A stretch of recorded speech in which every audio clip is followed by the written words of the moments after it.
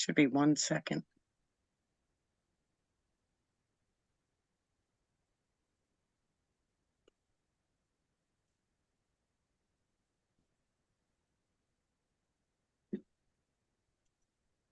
You are live.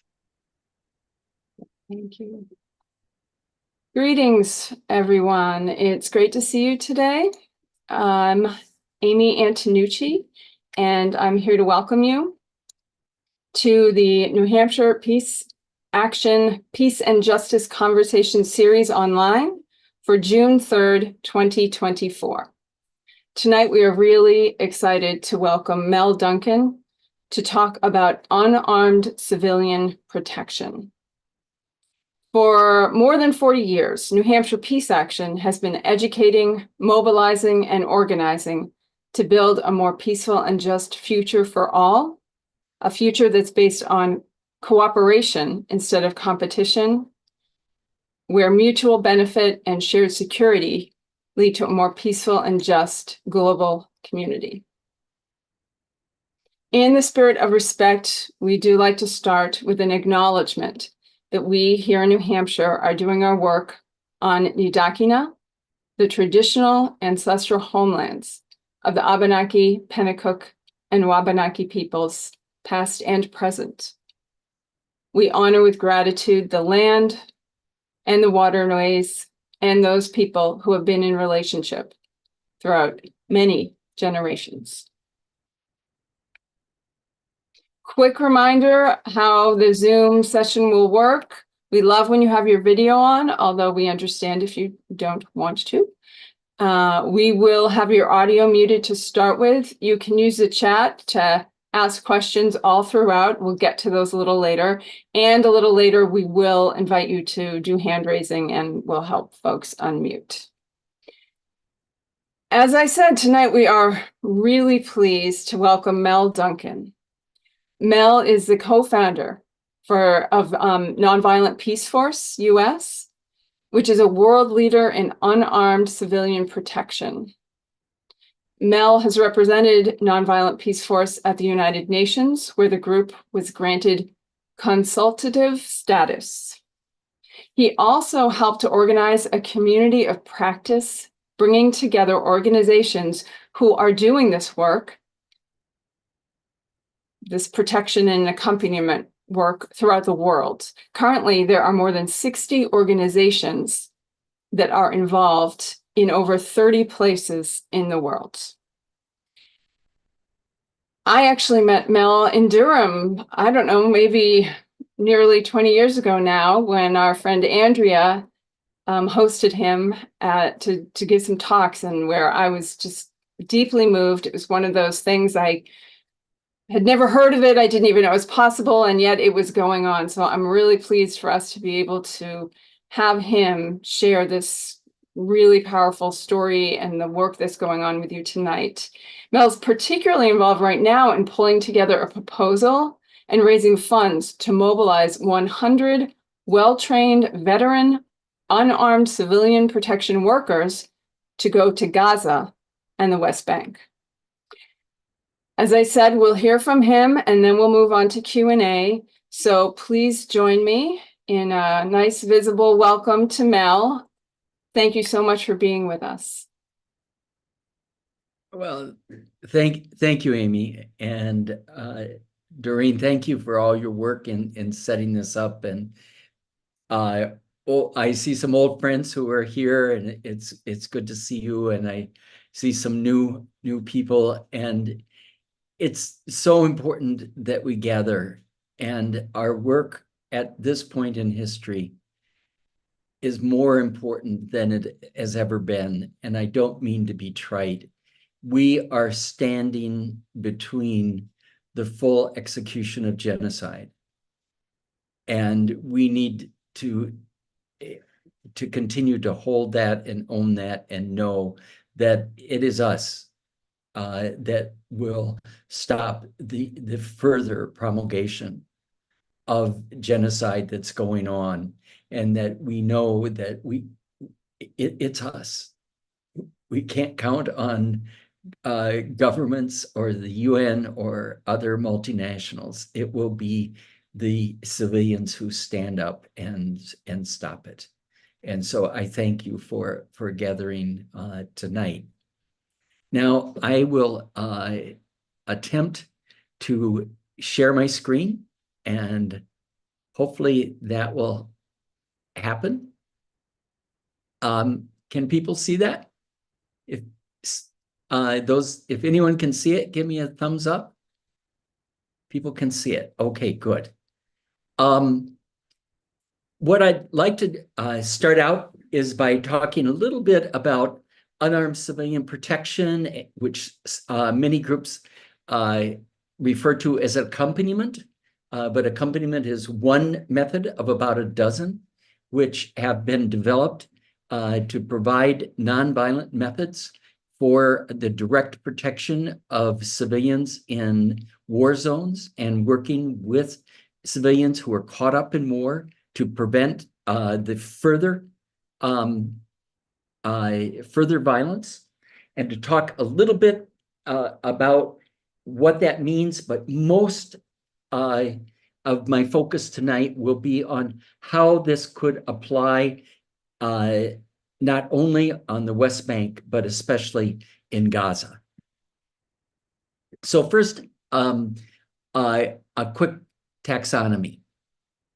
It's a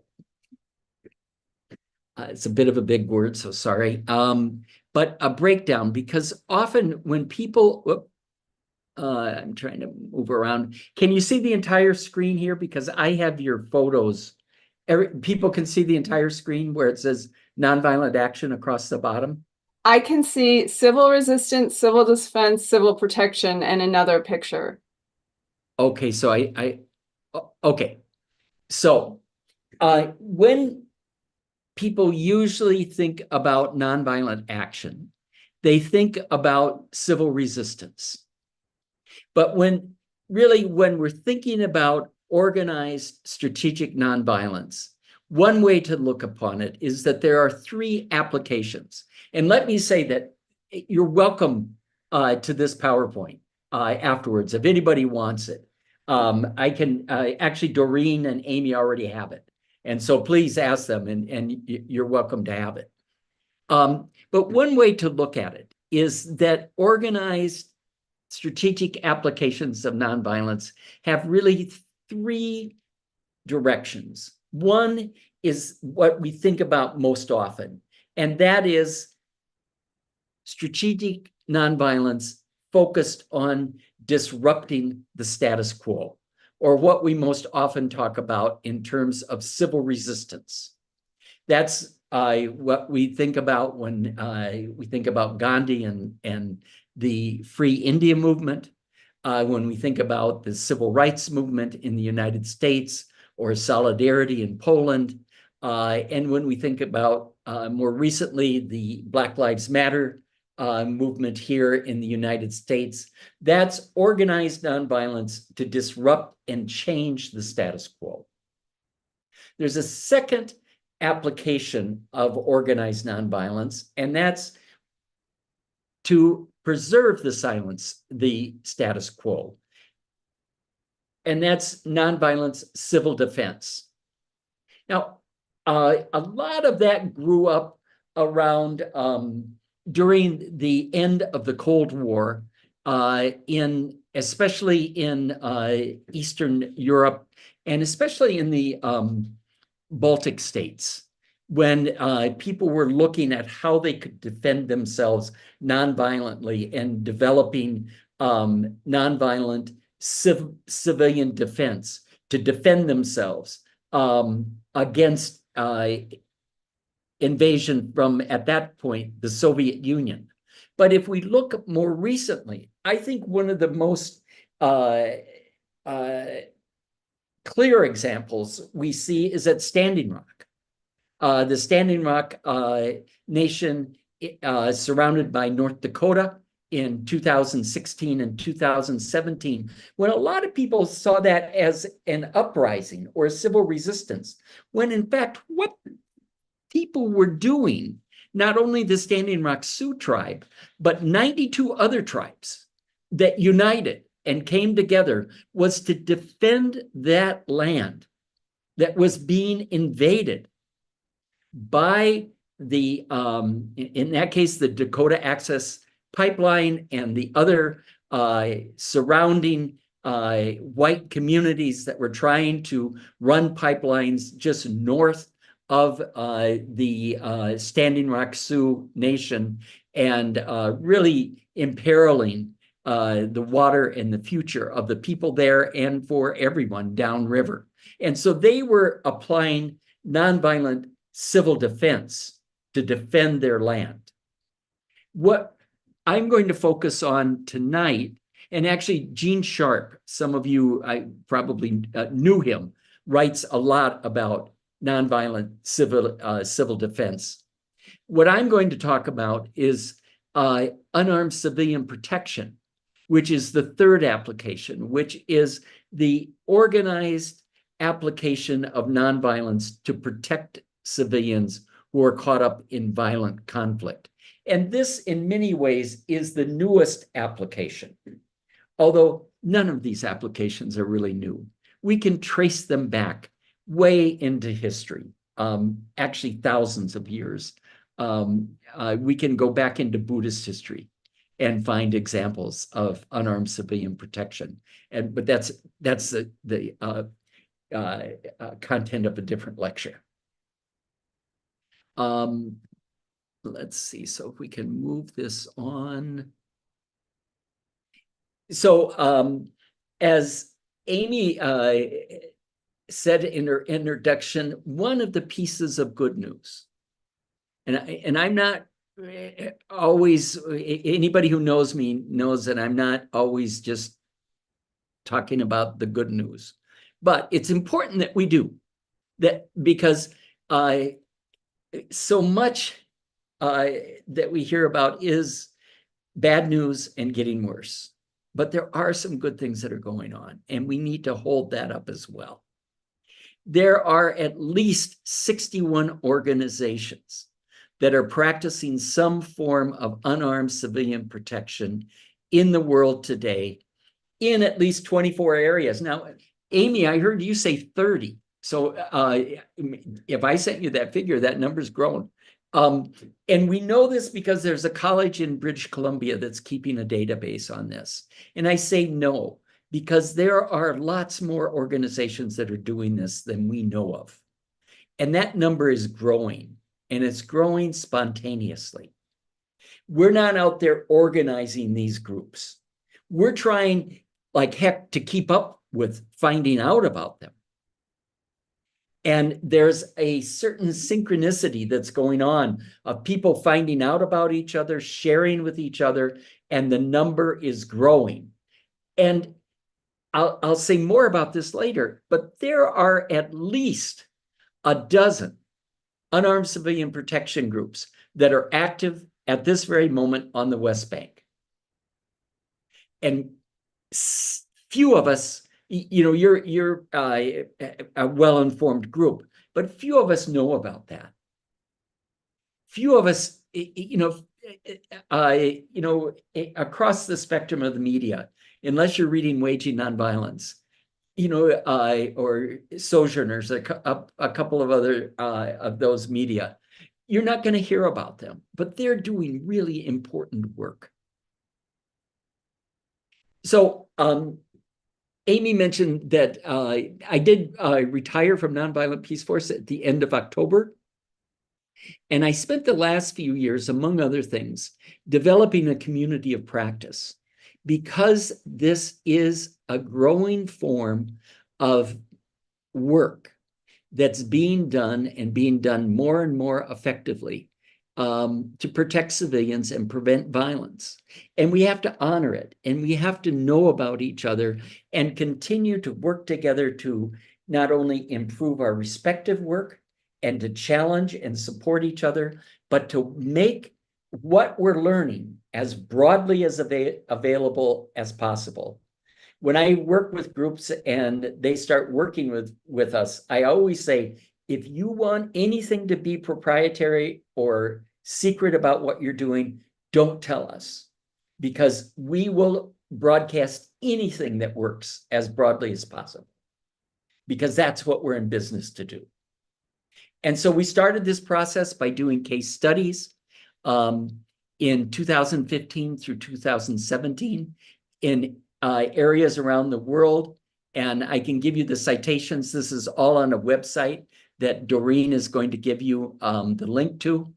And we did in-depth case studies in the Philippines, in South Sudan, in Israel and Palestine, which comes in very handy now as we look back, and in Colombia. And in doing so, we looked at about 20 different groups who were doing this kind of work in those 4 areas and learned a lot about what's working. At that point, we identified 72 good practices by doing a cross case analysis. Then based on that, we convened regional meetings, bringing together people in meetings in Manila, in let's see, in Nairobi, in Beirut, in Bogota, in Minnesota, and then the last one, the pandemic had hit, so we had to do the European one virtually. And we looked at what we had learned in the cross-case analysis, brought together, and these were bringing together people doing the work, our partners on the ground, and academics who more and more were starting to study the work. From that, we put together more and more of our learnings. Then in 2021, we did a virtual gathering. Then during 21 and to 23, we had working groups working on issues of common concern, like how do we decolonize our work? How do we measure and learn from what we're doing? And then in October, we pulled together the first gathering face-to-face in Geneva. And just as fate would have it, people landed in Geneva on October 7th. And so people from throughout the world came together in hope and landed in horror. And the chair of Nonviolent Peace Force's board is from East Jerusalem.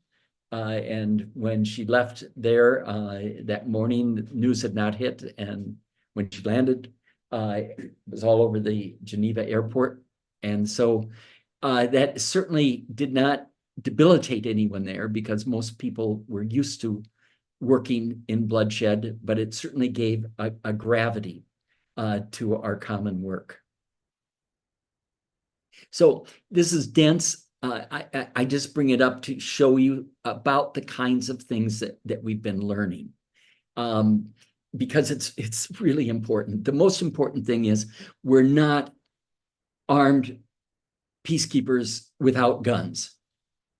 That this is an entirely different paradigm shift. This is a different approach to peacekeeping. It's nonviolent, it's human-centered, it's people to people, it's based on bottom-up, it's based on relationships, it's expressing solidarity and nonpartisanship. It recognizes people in the community as the main actor in protection. It's reliant on women and youth for leadership. So it's a very different approach. It's much more like what you see in the photo on the left than what you see in the photo on the right, in terms of when we talk about peacekeeping and protection. This is very important to keep in mind now as we start to hear proposals about what people are going to propose for peacekeeping in Gaza.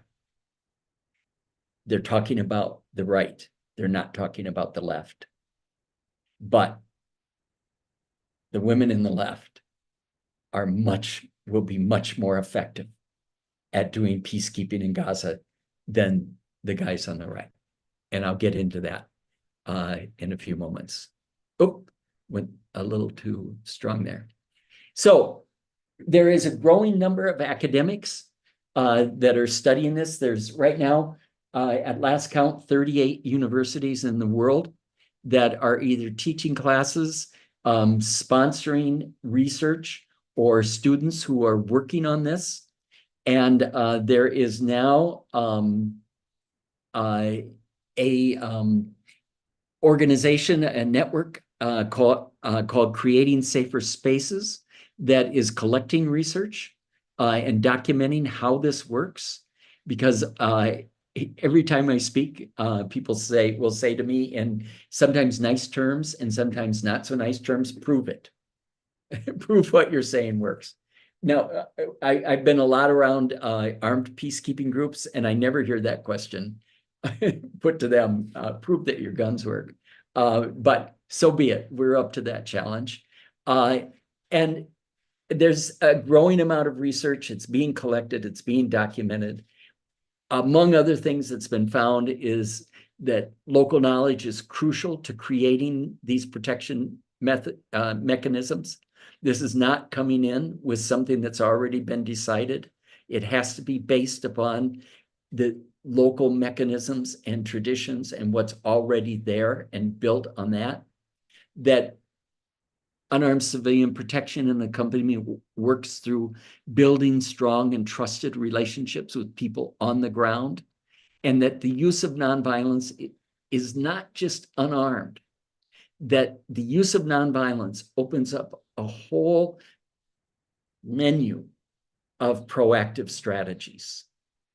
Oops. And of course, everybody wants us to prove it quantitatively. They don't want qualitative studies. Those of you who follow monitoring and evaluation, they want numbers. And so there are some people who are studying this quantitatively, and the group Cure Violence, which does a lot of urban unarmed civilian protection in Chicago, Philadelphia, in a variety of Baltimore, a variety of other places in the United States, but also in other parts of the world. For example, this is a chart from San Pedro Sula in Honduras.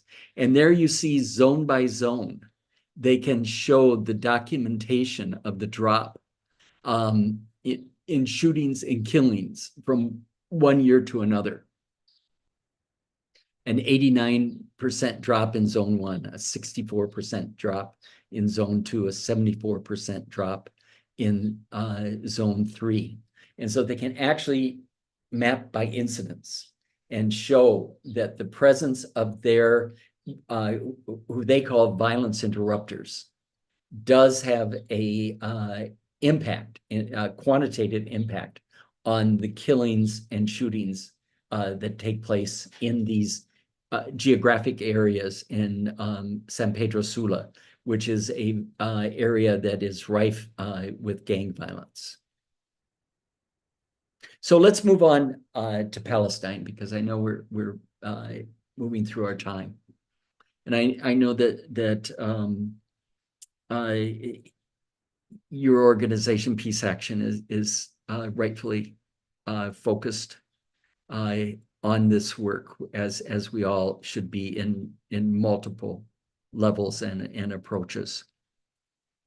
I mentioned about the current work that's being done, and there's at least a dozen organizations right now who are active on the West Bank.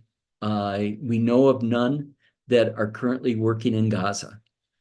And I do document, Doreen is sending out, or you did send out, I think, a link to an article that that was published in Waging Nonviolence last week that I wrote that documents some of the work that's happening on the West Bank.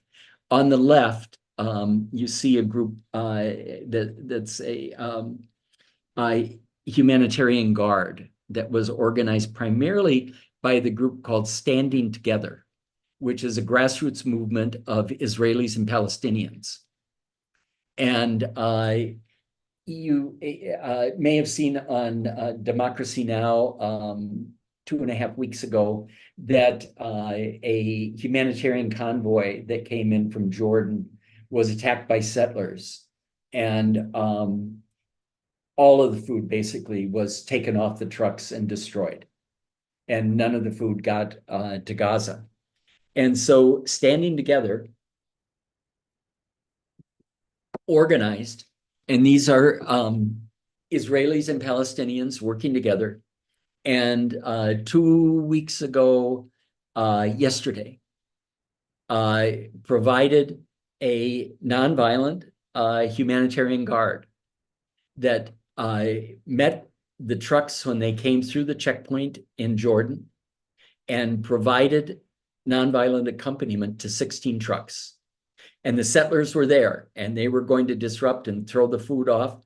The accompaniers were there and were able to fend off the settlers long enough and to create enough of a ruckus, all nonviolently, that really did force the police to take action.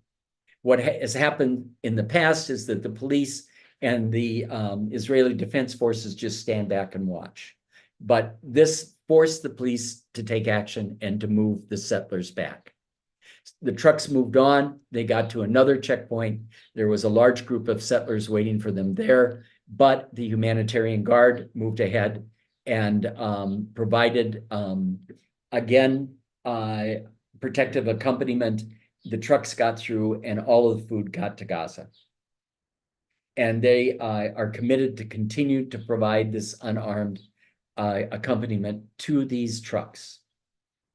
So this is evidence that this kind of work, it is small scale, it is somewhat ad hoc, but it's extremely courageous. And these are Israelis and Palestinians working together, providing protection, and it counts. Food is getting to Gaza because of their work. On the right is an example of a international group, the Ecumenical Accompaniment Project for Palestine and Israel, which is sponsored by the World Council of Churches. And they have restarted their program and are providing accompaniers from a variety of countries who, and maybe some of you have participated in this, and they're providing accompaniment at checkpoints, accompaniment of farmers and shepherds and school children. And they are actually, I think they're recruiting right now. Other groups that are working internationally include Operation Dove, which is an Italian group, community peacemaker teams, formerly known as Christian peacemaker teams. Meta Peace Team is currently recruiting.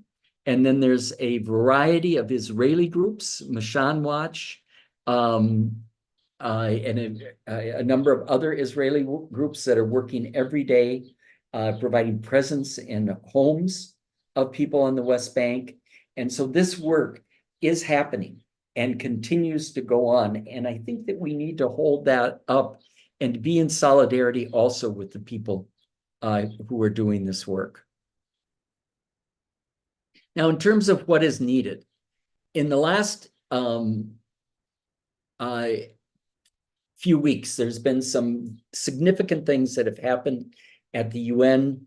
Finally, on the 25th of March, the Security Council did pass a resolution for a ceasefire, 14-0, with the U.S. abstaining. And on the same day, a advanced draft of the report of the Special Rapporteur on Palestine for the Human Rights Council was issued. And in that,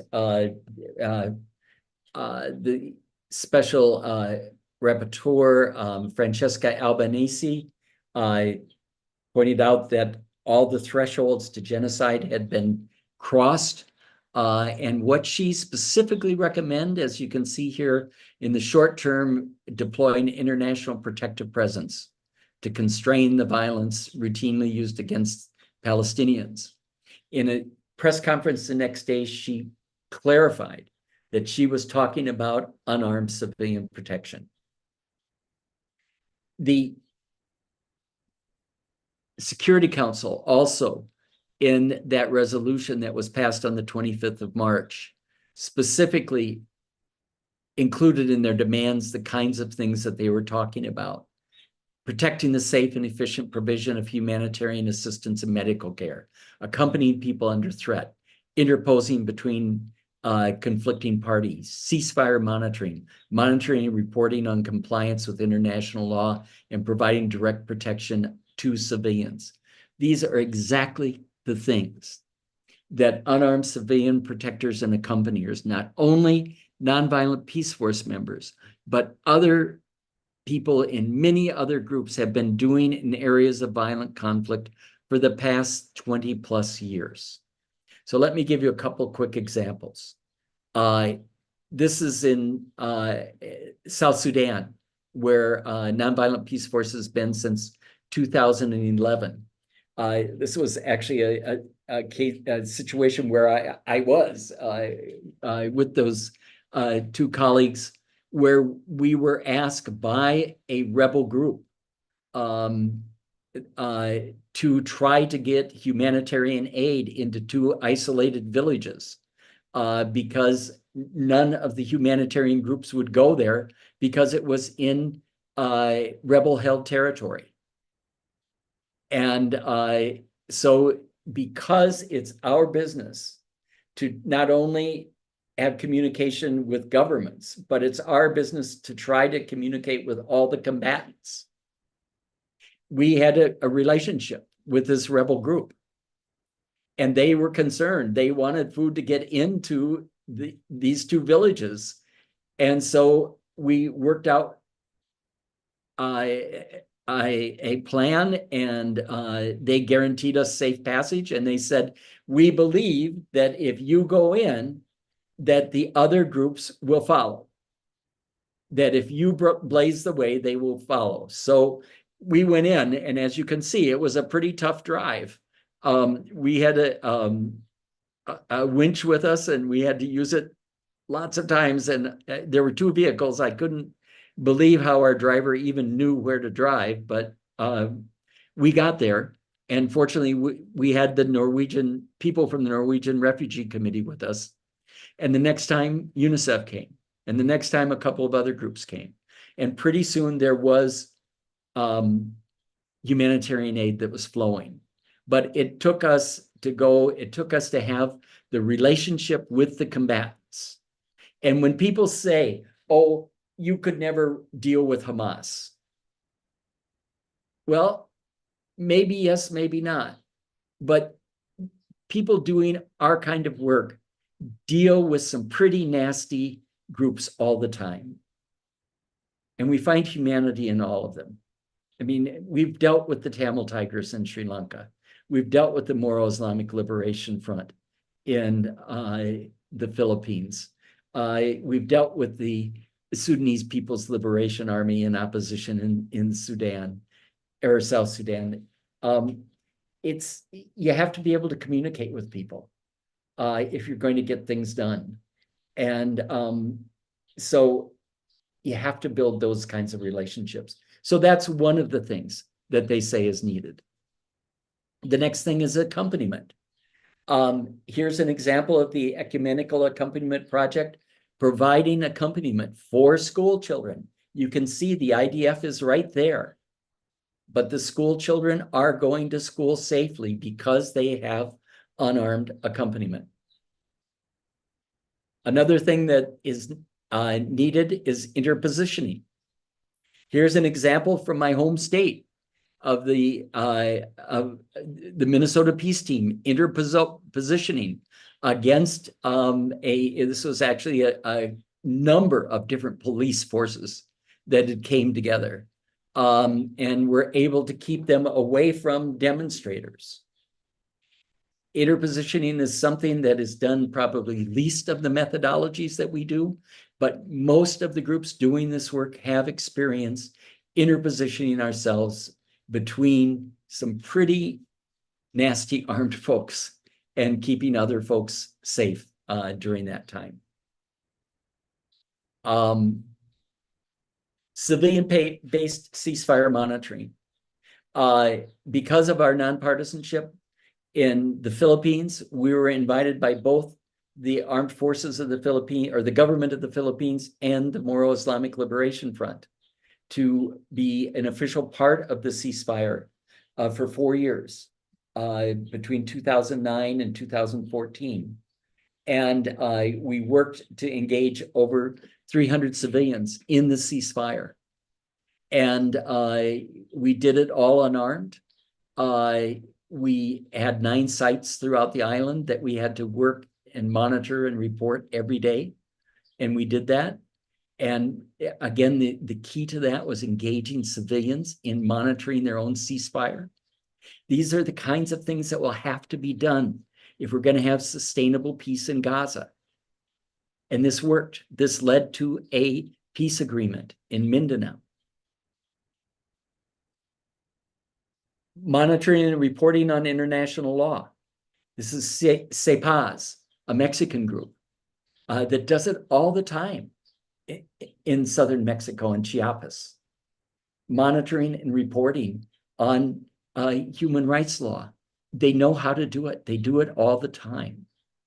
These are things that can be done and are being done. Direct protection of civilians. This is where a major change comes, or where we can see how our approach is very different than armed peacekeeping. Part of our work is to work and support local people in their own self-protection. This is a women's protection team, peacekeeping team in South Sudan. Nonviolent Peace Force has organized and supported now over 60 of these local teams, who with a little bit of training and a little bit of ongoing support, protect their own communities. Now, they can't do everything. Sometimes, the arms are too great and they need some additional help, but they do most of the work. And this extends the protection far beyond anything that thousands of troops could do, because they're there all the time. So they can protect children from being abducted. They can protect women from being raped. They can protect areas from being invaded by rebel forces. And they do that, and it's documented. So again, one of the things that's being called for work in Gaza can be done and can be done better than armed peacekeeping. And there are hundreds of us now. That's another piece of the good news. This is the group that met in Geneva. There are hundreds of us who could be called together and deployed quickly with some refresher training, not very much. This group, I know everybody in that photo, with a little bit of refresher training and then context training from Palestinians, could be deployed very quickly. And this isn't short term. This isn't going for a week or 2 weeks. This is going for a year. And as you know, we pay our people. This is a job. This is a profession. People should be paid. And we do raise money to pay people. And so they can stay long and build relationships. And we can do this. And we can do this soon. We're in the process, as Kim noted, or as Amy noted. Our next step is that we are ready to send an assessment team, which is what we always do as our next step. We as Nonviolent Peace Force has always done, and currently Nonviolent Peace Force has teams in not only South Sudan, but Sudan and Darfur, in Ukraine, in Mindanao, in Indonesia, in the United States, in New York and Minneapolis. And we always have to send people in advance to work with local partners and define. And we could send an assessment team by the end of the month. But to do that, we need $25,000. And when you think of that, for you and me, you think, oh, $25,000, where are you going to get that? But when you think of how much has been spent on armaments since you and I started this meeting, you know, what, 1,000 times that much has been blown up in Gaza since we started this meeting. The money's there. It's possible. We can do this.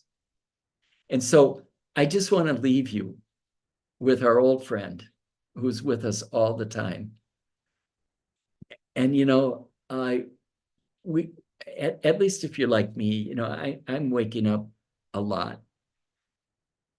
Not being so much astonished as just being aghast at what's happening in terms of the violence.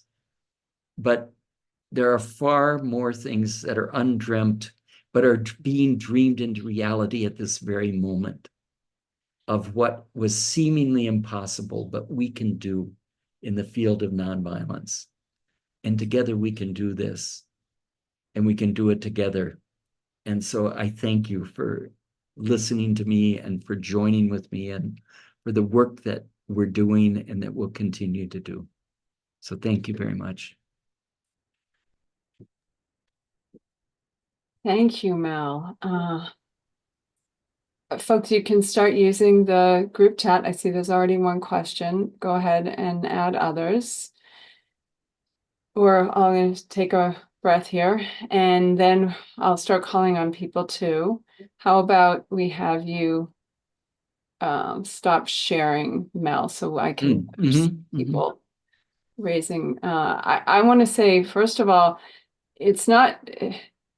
I love that quote you just shared, but part of what makes me think is there are things that they're not just being dreamt, they're happening. They're happening, yes. And we're yes. still not hearing about them. You know, I heard all about the convoy that was not, you know, that the settlers attacked. I didn't hear about the one that came through.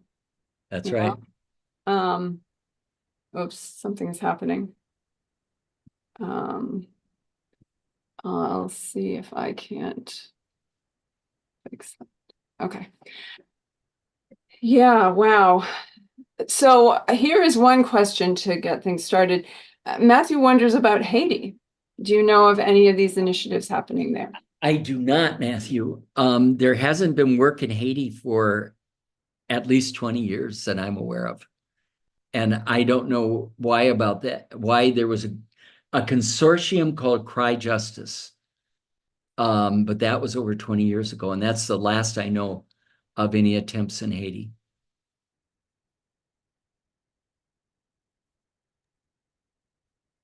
Arnie's wondering about Ukraine. I think you did mention some things in Ukraine. We have a team in Ukraine that's right on the front line. That's in Kherson and Odessa and one other place I can't recall. But they've been there for almost 2 years now. And they're doing really amazing work. And that's a little bit different because they haven't been able to establish communication with the Russians. And especially in Kherson, you know, right on the river, they're dealing with incoming ordnance all of the time. And so their work has been a lot of working with local people who really, since day one of the invasion, have taken on the work of what we would normally call the humanitarians. And they were there doing the work of getting out humanitarian aid and evacuation and medical aid and first aid. And, you know, these were accountants and fisher people and teachers and just doing what needed to be done. And then after about a year or so, the big INGO or big international organizations started showing up. And part of our work was to really fight to see that the resources got to the small local groups, and that they were the ones that got the support and got the training. So a very interesting thing that certainly I never thought of, or David never thought of when we were organizing NP, was we set up a personal protection equipment lending library where we raised 800 sets of personal protection equipment, and people come in the morning and they check it out, you know, as they go out, you know, to do whatever work they're doing. And we've helped them a lot in terms of conflict analysis and figuring out what routes to take and what not to take, and accompanying them, because there's still a lot of people who want to stay. And so to help them support the people who are staying, there's then people who decide, no, I don't want to stay anymore. And so to accompany them to get out of there, there's actually people who now are wanting to come back. And then there's conflict about, well, why the hell should we support you? I mean, where have you been? You know, you were in the West while we were here. And so there's all kinds of those kinds of things that are going on. And as Tanya, our head of mission there, says, you know, we're dealing with a 700-mile front. And so it's a lot of area to cover. And we have, I think, 50 people there. So it's not a lot, but it's what we can afford. Yeah, okay. There are a number of questions. Let me take this one first. What are the threshold conditions that have to be met before, well, in this case, Nonviolent Peace Force, but maybe you have other examples too, gets involved, and what are the metrics you use to track success? Boy, good question. The threshold conditions.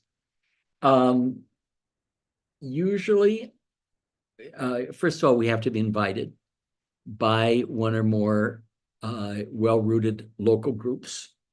We have to be able to work with them. They have to want to work with us. Secondly, and this is it was contradicted with Ukraine. We, in almost every other situation, have to be able to communicate with all the combatants. That wasn't the case in Ukraine, because we haven't been able to communicate with the Russians. We've tried and haven't been able to, but we decided to go anyway. Thirdly, we have to have money, and have to have enough money for a certain number of months and enough money to get everybody out if we need to. We have to be able to have a reasonable chance of working with local people for some kind of successful outcome. And we're pretty liberal on that. I mean, when you look at the places where we've worked, there's about 20. I can send them to you, but those are the ones that come to mind right away. In terms of how we define success, that really comes down to local people defining what success looks like for them. And this is a metric system that's changed, where we sit down with people and talk about what does safety look like for you. And it gets down to some very basic things, like our kids can go to school. We can walk at night. We can harvest from our garden. You know, it's very granular things about the basics of life. And so that's what we use then to define success on, and it's on a micro level. But that's life. And so it's not like, you know, we do have, you know, like you saw with the Cure Violence, you know, the number of killings and shootings.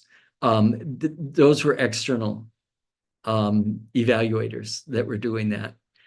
when we work with local communities, it's much more day-to-day living kinds of factors that we look at. Can you get firewood without getting raped? You know, those kinds of things. Wow, thanks. That's great. I really appreciate this connection you have to the local people, and finding out from those that are trying to live there what matters to them. That sounds really powerful. Let's see, there are quite a few other questions. I wanted to ask this one. What would the assessment team in Gaza / West Bank be doing specifically, and how? We'll be meeting with the people we've been working with who are there, and they'll be really taking the lead. We'll be also then spending time with the different groups I've mentioned that are doing the work. I will be spending time in the Palestinian communities, not only in the West Bank, but figuring out how we can get into Gaza, which is virtually impossible, but is possible. And talking with local people about what they're doing for protection and what they see is needed, and what, if anything, they might need from a group of well-trained internationals, and how we might work together with them. And we always have to have the possible outcome that they would say, that we would come back and say, no, there's nothing we can do here. And that has happened. In terms of NP's history, there's been a few times where we brought things back, and there's been a decision that there was nothing we could do that would be effective. Those have been really hard decisions. I was director when a couple of those decisions were made, and they were really heartbreaking. Thanks. This sounds really dangerous for the Peace Force, for the protectors, the folks working. Is that the case? Yeah, I think our threshold will be a bit higher than it usually is. However, we take our safety and security protocols very seriously. And we have diligent security procedures. We have a security officer. I mean, this sounds pretty military, but we have a security officer who's part of the team. A woman I worked with closely in the South Sudan team was a veteran of the U.S. Navy, and I really appreciated her a lot. I mean, our teams did not go into places where they could get killed. And I think that she served us well. And she was with us for about 3 years in South Sudan. And then she actually came and worked with me for a while, starting the Minneapolis project. And so we take it very seriously, knowing that there is risk involved in what we do, and we don't want to soft pedal that. But as our executive director, Tiffany Eastham, says, martyrdom is not a sustainable strategy. And so we don't do this to make ourselves martyrs. Although I said that to a group once, and there was a Greek scholar. Does anybody here know Greek? There's a Greek scholar in the audience, and said, do you know what the Greek derivative of martyr is? And then he said, witness. And so I said, oh, I guess I have to quit saying that then. But we aren't doing this to go out and get ourselves killed. And I feel very, very grateful that in Nonviolent Peace Force's history, and we've been in the field now since 2003, so 21 years, we've had no one killed. And we've had 6 conflict-related injuries, 3 of which were serious, which required more than an overnight hospitalization. And we've been in some pretty dangerous places. Wow, that's impressive. So what I hear you saying is you take safety seriously, you take steps for safety, but there are ways to do that that don't involve weapons. No, we will not go out in the field if there's weapons. If there's a group, and boy, we've had some embarrassing situations where like a UN group will show up and they have weapons and we'll say, we can't go with you. You know, you got to get rid of those guns or we can't go out with you. You know, and there's been times where we haven't been able to go with them because we will not go out in the field with weapons. You know, I mean, if the combatants have weapons, we don't have anything to say with that. But if we can't, we won't go with our allies if they have weapons. So I want to ask you, Mel, can you stay a little later than 8 o'clock? Yeah, because it's 7 o'clock here. Okay, good. We're going to do an official close to shut down the live stream, and you know, I know some folks need to leave, but Mel is saying he can stay so we can move through some more of these questions for those of you who can stay. Sound good? All right. I just have some things to relay before we get to that point. In fact, quite a few.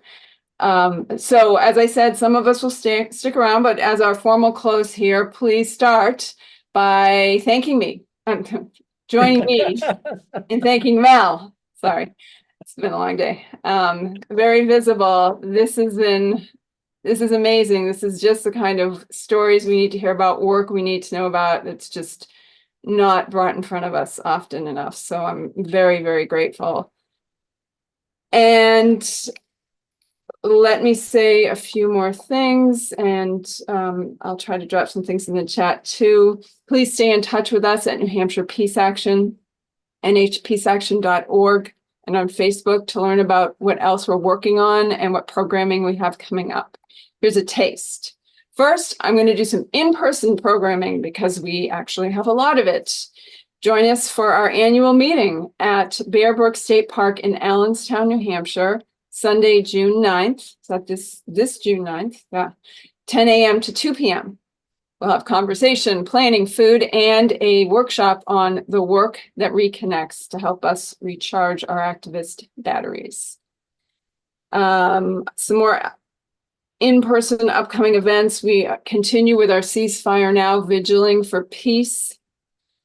The next ones, Wednesday, June 5th, 2 to 3, will be in Dover in front of Representative Pappas's office, 660 Central Ave. On Thursday, June 6th, you can join folks noon to 1 at the corner of North Main and Center Street in Concord.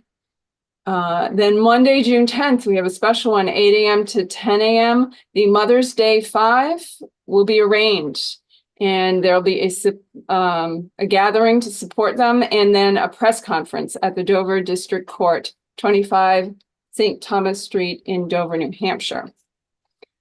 We'll be back online Thursday, June 13th at 7 p.m. for our New Hampshire Coalition for a Just Peace in the Middle East update and listening session. That again is on Zoom. And our next online peace and justice conversation will be Monday, June 17th, 7 p.m. That is going to be Eastern time, I should say. That's going to be Warheads to Windmills with Tim and Wallace. With Tim, great. Yes, yes. And Executive Director of nuclearban.us. And the 2 weeks after that, I believe, are having, hopefully Doreen will nod at me, we didn't have all this put together, but that's Mary Westphal and her daughter Emma talking about the trip they made a few months ago to the West Bank. This series is free, but we very much welcome and appreciate your support. It helps us keep doing our work, and oops, it didn't work, sorry.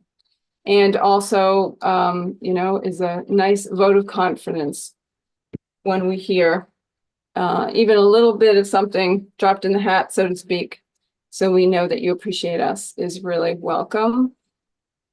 Again, I'm going to say